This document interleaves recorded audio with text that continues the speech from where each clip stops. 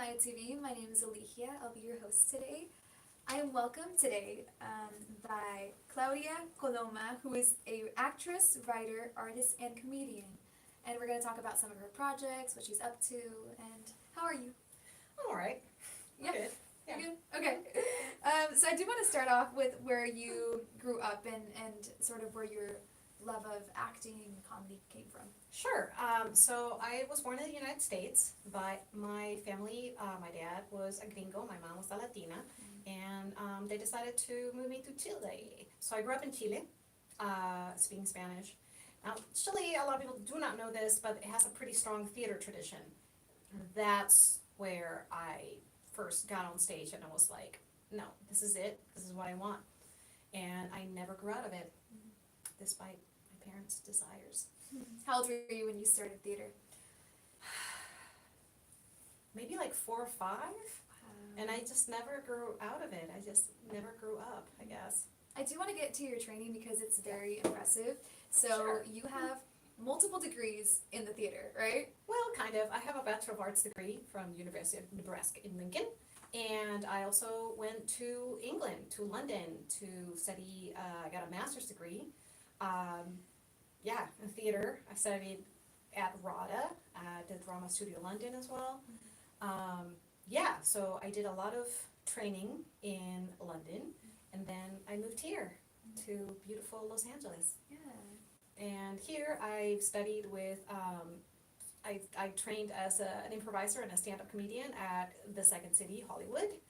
And I got through the entire program before the pandemic, so I finished it because now I don't think they're there anymore, so yeah.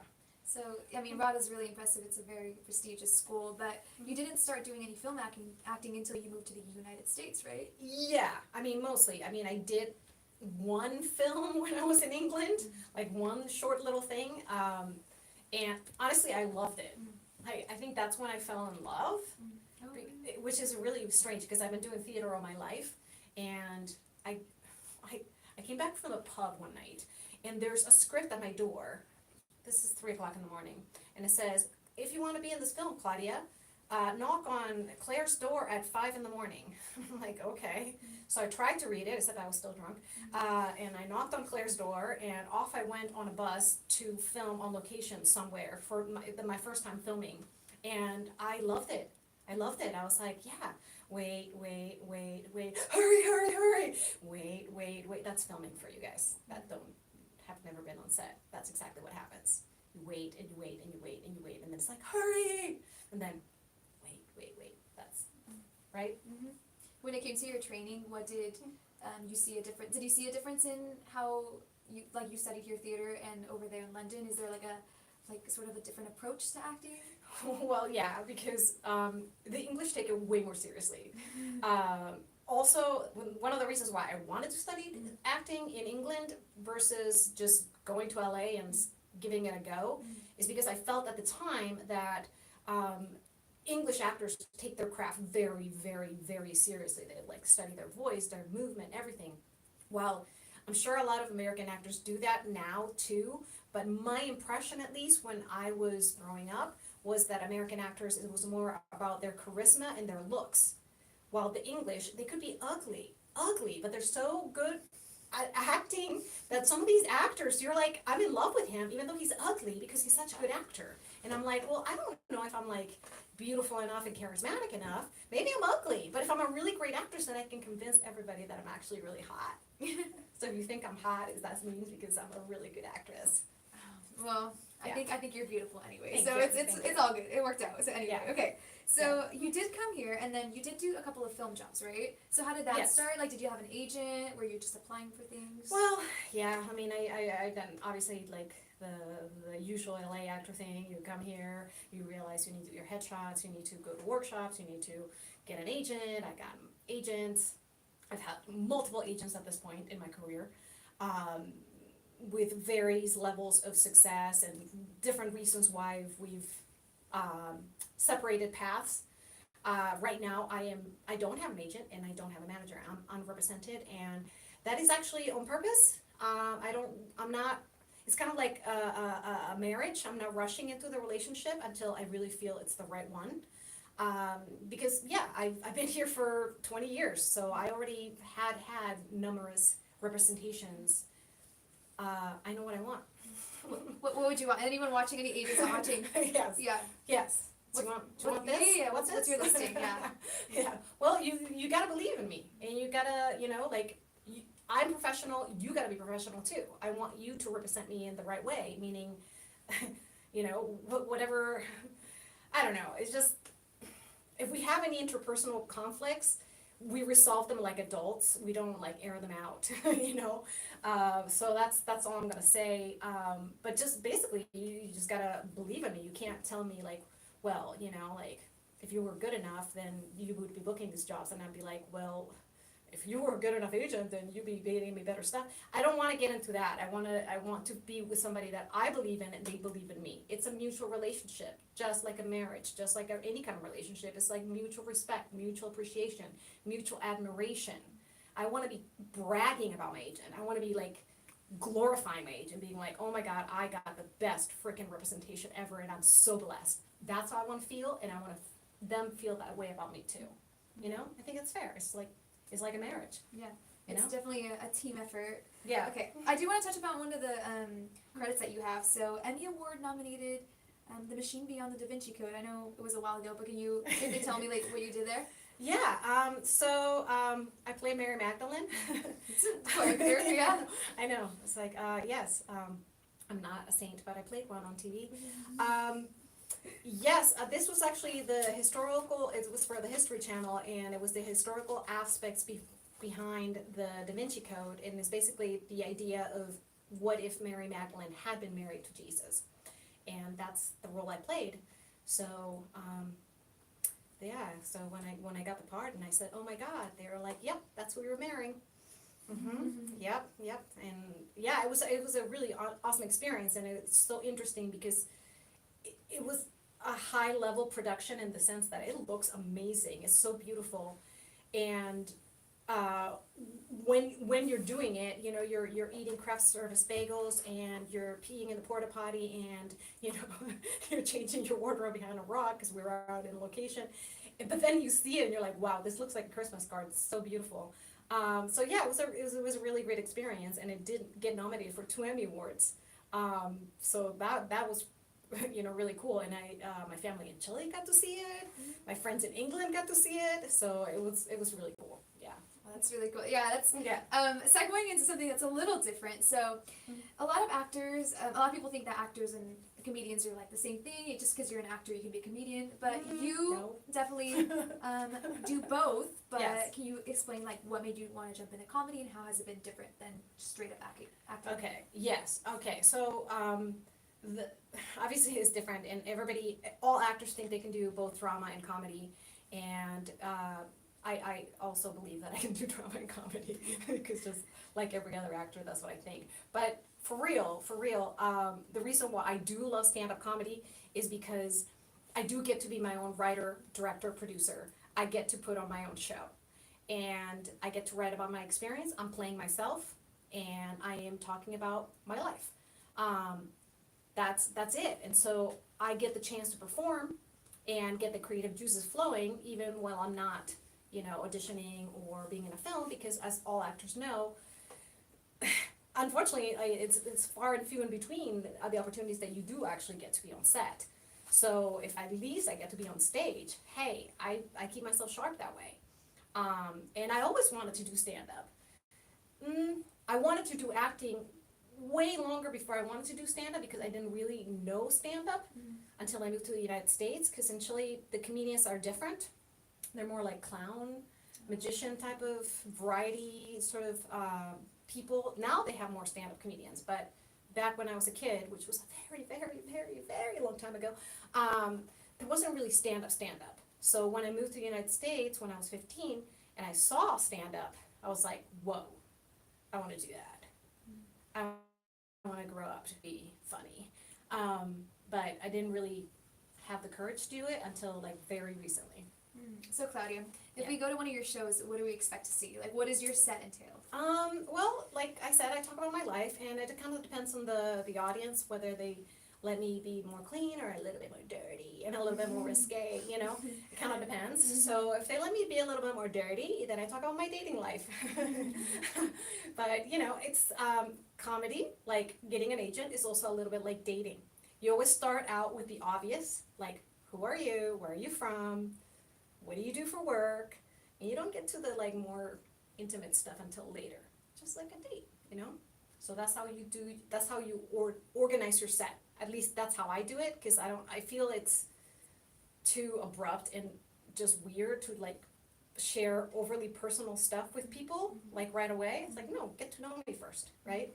So yeah, I talk a lot about, you know, being half gringa and half Latina and being both, you know, and how some people interpret me, they see me as white, and some people just see me as Latina, and I'm both, you know.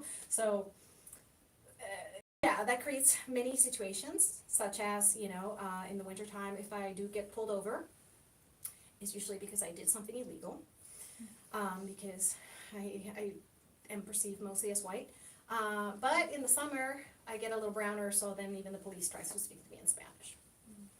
And then I can't get away with anything. Unless they have a Latina girl fetish, and then, you know, you just like, mamacita era, right? It's like, ay, papi, ay, no, pero qué es, no. You know what I mean? Yeah. You know, you play up the stereotype. Okay. So hey, you gotta use. She's Latina, she knows. I'm Latina. We look very different. All Latinas look very different. Yeah, I know. You gotta use and that's another thing, is like people have this certain perception of what Latinas are supposed to look like. And it's like, well, look, you go down to Chile, everybody looks like this. Everybody looks exactly like this. So you get out of the airport and you're like, Claudia, Claudia, Claudia, Claudia. And you think it's all me because they all look exactly like me. I don't know. So you mentioned how it is like a relationship with the audience, you know, once you get, you know, deeper into the show, that you can reveal some of the jokes that you know, kept to yourself. Yeah. But you've done shows that are very long where you can do that, but you've also done really tiny, like, up like what, couple minutes, and then versus 45 minutes. Yeah. So how do you see the difference? Like when you're putting together a set, do you try to limit like the time for audience reaction? Like what goes into putting a set together? Oof. Yeah, obviously doing 3 minutes is very, very different than doing 45. 3 minutes, you just like pick the tight and concise as you know, if you have one-liners, that's where you throw your one-liners, you know, boom, boom, boom, boom. Because you want to start with a laugh, you want to end with a laugh, and there's not really that much time to tell too much of a story. So as much as you can squeeze in 3 minutes.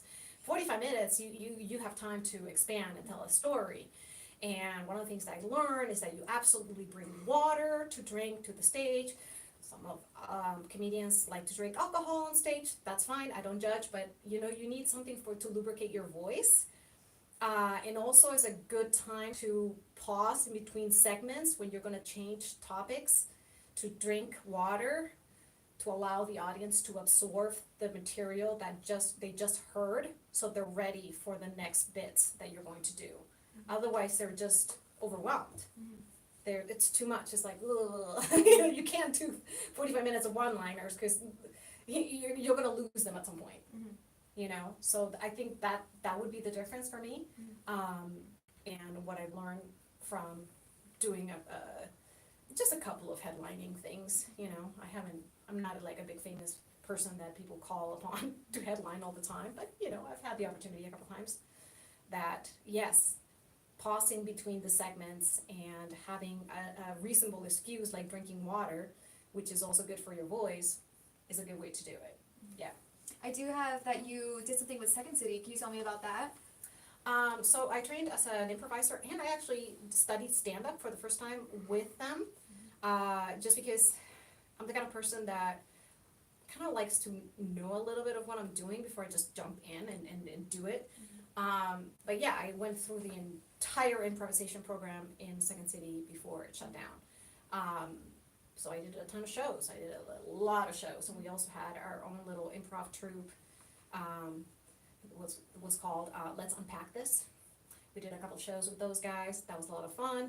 Pre-pandemic, pandemic kind of ended all that. People went home, blah, blah, blah. I stayed in LA, and I kept on doing stand-up during the pandemic.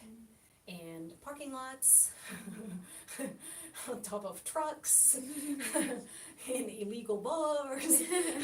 Shh, don't tell anybody. No speakeasies for your laughs. Yes. Yeah, Zoom shows, of course, which I hated. But yeah, so I stuck with the stand-up.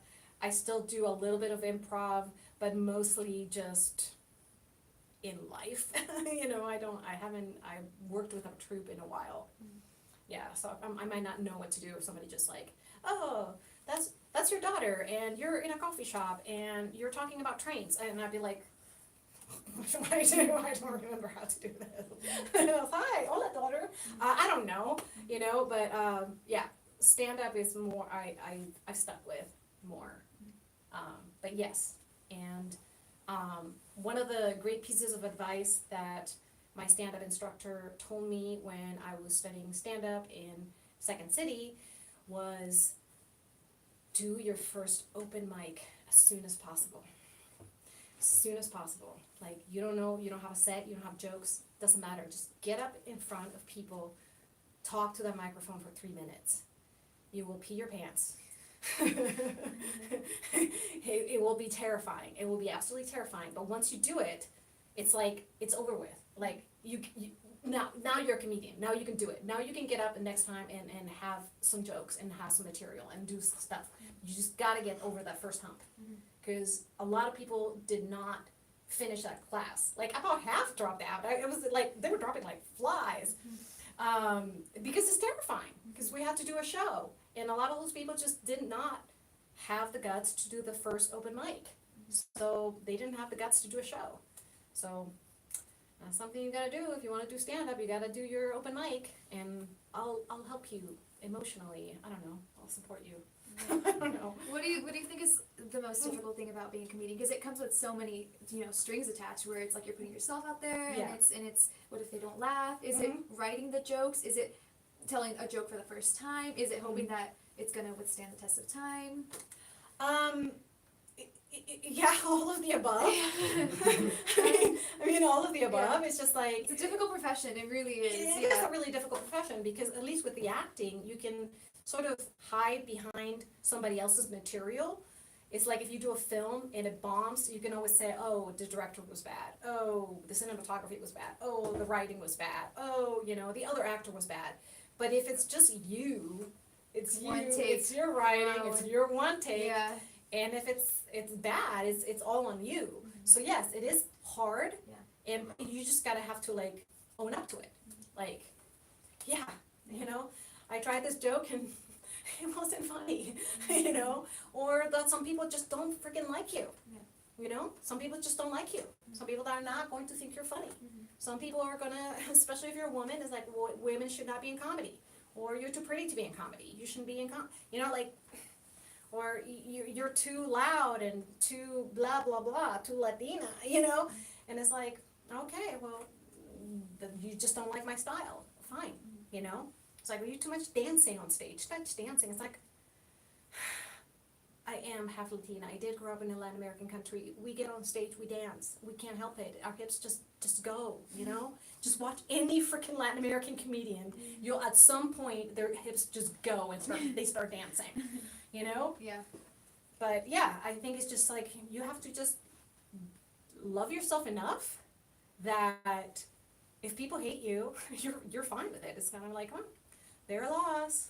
Yeah. Or like, yeah, I sucked tonight. Or yeah, it wasn't funny tonight. My jokes didn't work. Or the stuff I wrote, that didn't work. Let me try something else, because that's not working for me. And just have that sort of radical self-honesty with yourself to just be like, okay, you view yourself as a product. Is this product working or not? No, it's not. Well, let's make some changes. Yeah, maybe get drunk that night, like go cry in a pillow or pet your cat or whatever you need to do. But then, get back on the horse and be like, you know what? All right, I can do better. Let me do better. Do you aim to get like, what brings you the most joy? Is it like getting more laughs every night, feeling like you can? How important is the timing actually about a joke? Oof. Because you can tell the same joke twice, right? Right? But if you tell it with a different timing, it changes it. Right? Oh yeah, of course. Yeah. It can totally bomb. Timing is everything. Like in comedy, The best book on comedy that I've read is called The Zen of Comedy, or The Tao of Comedy. It's Tao of Comedy. And it's all about you gotta be in the present moment, and you gotta be enjoying yourself. Because when you're starting out set and you're just starting the wrong foot, and so your timing keeps on getting more and more off. You gotta just have a moment where you just forget about everything, and you just be with yourself and be like, why am I telling this story, and how do I enjoy telling this story? The timing comes from that. Obviously, there's a rhythmic thing, and there's a thing with threes, and there's a thing about pausing before the punchline, and all that kind of stuff that you can study in any sort of comedy writing class that you can find. Timing is everything, they will tell you. But I find that the way to naturally fall into the right timing is to be very present with what you've written and remember why you enjoy telling that story. And now don't even think about it as a joke. Think about, why do I enjoy telling this story? That's really good advice. Yeah. I don't know. It works for me a lot of times. Yeah. You know, not 100% of the time, but you know. Do you believe in the rule of three? Like, you know, where you can only tell it 3 times, or you can only say something 3 times? Well, the rule of 3 is definitely a thing in comedy and human psychology. There's something about the Trinity that is prevalent in human psychology. So yes, it works. It just, our brains like that. Yeah. Or when you do one thing that is very similar, one thing is very similar, the third thing has to be sort of similar but totally different. And that's what the joke is, yeah. Yes, and it does something to our brains that tickles the brain in a funny way that makes us laugh. So it's just a very, very simple way of creating a joke, a one-liner joke. Is boom, boom, boom. You do it boom, boom, boom. You know? Yes, it's like a science almost. Yeah. Okay. I do want to quickly touch upon, because you are Latina, you do work in Spanish as well, so Lucha la Luz. Can you tell me about that? Yeah, okay, so I can't tell too much yet because we, you know, still in post-production, they're still editing. But yes, I had the pleasure of working with doing this. It's a proof of concept, potentially be a series that is based on a true story that the writer-director experienced back in Mexico in like the 1960s, of a real sort of encounter with a walker. And I play somebody in the Mexican village, and that part of the flashback part of the show is entirely in Spanish, and it is in black and white too, which is really cool, to give it that sort of 1960s feel. And I'm very much looking forward to seeing that film because the stills look so beautiful. It looks visually stunning, and yeah, I speak fluent Spanish, so yes, I can definitely act in Spanish. I've done it before, and I can do it again. And a lot of people say that I actually act better in Spanish. I don't know, maybe it's true, maybe not. We'll see. You guys will be the judge of it once it comes out. Yeah. Would you ever, we were talking about this earlier, but would you like to do stand-up comedy in Spanish? Is that something that you would consider maybe later on? Yeah, I mean, that's something that I would want to do, and it has been asked of me, and I have it just have not made the leap yet, because I've done all my higher education in English. So even though I have an accent, I think in English, and I have more expansive vocabulary in English, and I communicate in English better.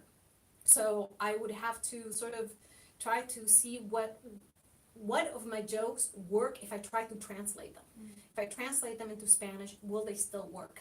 Some of them yes, and some of them no, because some of them are based on the language and the rhythm of the language. So that's something that I'm still working on. See if I could get like a solid 15 minutes of Spanish set. That would be like my goal.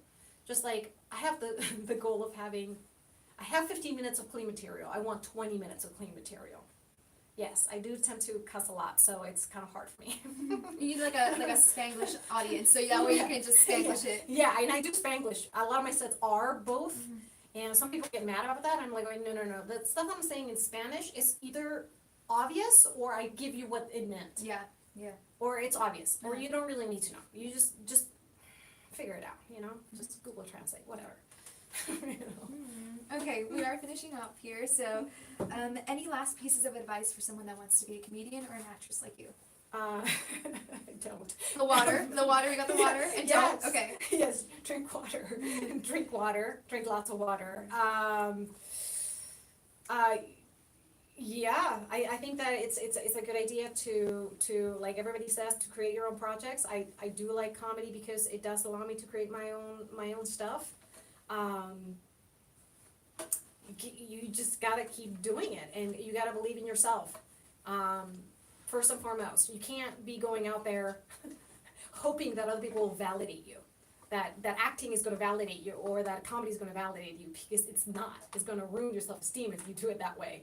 But if you believe in yourself, if you are like, you know what, this is what I'm here to do. I don't know why, but I have this desire in my heart, and it won't go away.